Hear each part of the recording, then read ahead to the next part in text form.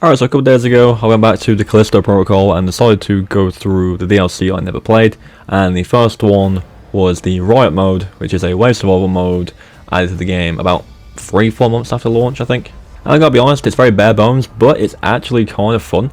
I will go over kind of what kind of goes on in the mode and what you can do, and I will eventually be going over all the other DLC modes. We have a hardcore mode, a new game plus, a contagion mode, just like a super hard mode, and then the actual DLC itself. I'll probably stream most of those because they are like full runs of stuff, and then I'll make videos on them afterwards. So if that is something you are wanting to see, then by all means subscribe to the channel and I'll get around to it eventually.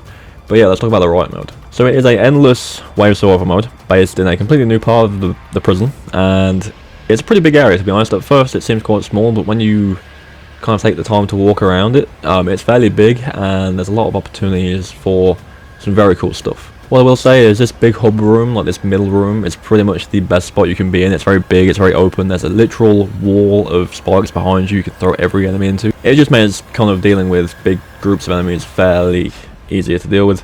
The melee system is still probably my favourite part of this entire game, as well as the kind of the gravity glove itself. The gunplay is still a bit iffy. I've always thought the gunplay in this game was a bit weird, but melee system and the gravity gauntlet, I don't actually remember what it's called, but it's fun, and there's plenty of opportunities to use that gauntlet to your advantage in the wave survival map. So scattered around the map are these certain caches that can be used to buy weapons, upgrade weapons, and buy ammo. You've got your pistol, which you've got hand cannon in this game, you've got your shotgun, you've got AR, you've got melee weapon upgrades, you've got battery packs for your glove, and healing injectors as well. And you've got gates around the map you can use to close off and open up different parts of the map if you choose to. Not necessary, but you can do that if you want to.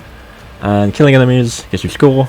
Kill them in different ways, so dismembering them, throwing them into environment kills, melee weapon kills, stuff like that give you more points, and those points transfer into credits which you can use to spend to upgrade your weapons and buy health packs and stuff like that. Periodically, around every wave or two I think, you get these challenges, and doing them can grant you different rewards. The one on screen at the moment is dodge 5 times and it kills 2 enemies that are currently alive. Nothing crazy. Some of them heal you for 30 health, some of them give you ammo back, some of them give you credits. It's all random, and the objectives are fairly easy to do. Most of the easy ones are just go around the map, press buttons, or go around the map and stand in a certain spot, and they'll give you rewards. Nothing too crazy. Enemies you encounter are pretty much everything you've seen from the main game. So you've got your normal kind of enemies, your spitters, your stealth goers, your exploding ones. You've got the robots that spawn as well. They're fairly easy to take down. There's like 3 shots and they're dead. And then you've got the 2-head brute enemies, the bosses they throw in at the end of the game over and over again. There's some of them, and they are still really easy to deal with. Like there's a box in this main area, you can just walk in circles around it and they'll never hit you.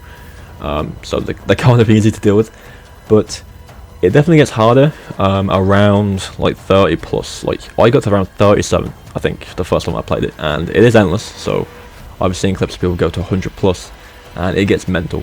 But the very cool system involved called a rampage mode. So from what I've played so far and what I can tell is rampage mode charges when you get kills and you survive and stuff like that, and once it's fully charged you can activate it by pressing your sticks down, and I think it pretty much makes everything you do a one hit, which is very useful, especially if you're dealing with like loads of enemies at once, and it lasts a fairly long time as well, and it's very useful again to get out of sticky situations because enemies in this game can be a bit weird, and you get one or two enemies on you in like the 30 plus waves, you're gonna take a lot of hits. So rampage mode helps out, especially late game. Also, after you've done a run, your first run, you'll unlock upgrades. You kind of spawn in this hub room at first, and around the room there's a bunch of different consoles you can activate. You can only activate 3 at a time, but they all give you positive benefits to your run. So one of them is if you reload, as long as you're below 35% health, you do heal on a reload, which is good.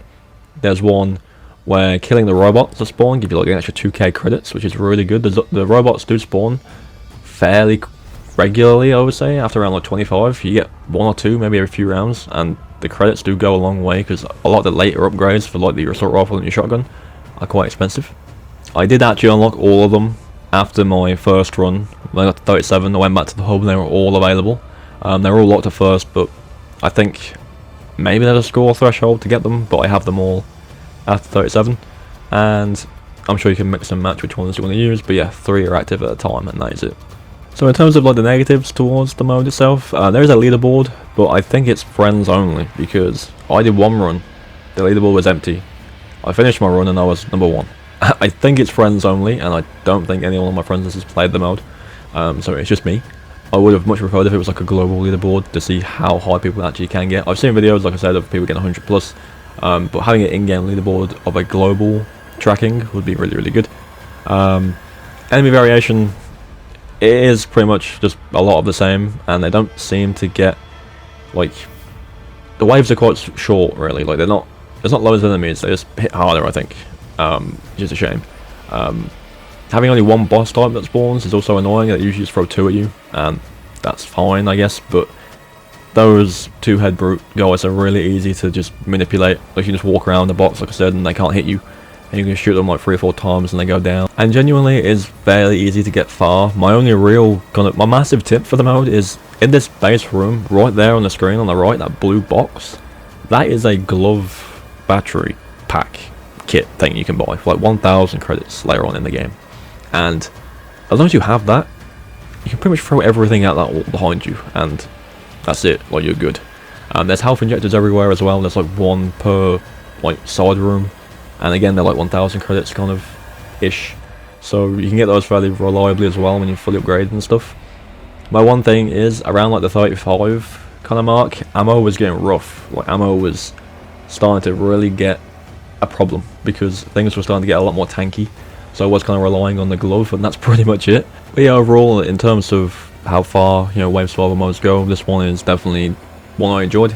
It's not the worst, it's not the best, but it is a fun mode, and I'll definitely try and get the remaining achievements for it. Maybe on stream. I think one of them is to get around 50, which I think is definitely possible, especially with the extra upgrades you can go with.